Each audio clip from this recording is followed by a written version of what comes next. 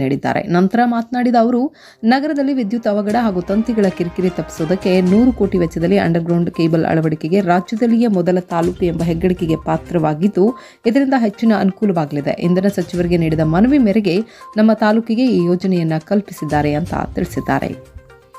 ನಮಗೊಂದು ಸಮಾಧಾನ, ಸಂತೋಷ. ಬಸ್ ದರ ಏರಿಕೆ ಬಗ್ಗೆ ಸಾಕಷ್ಟು ಟೀಕೆ ಕೇಳಿ ಬರ್ತಾ ಇದೆ.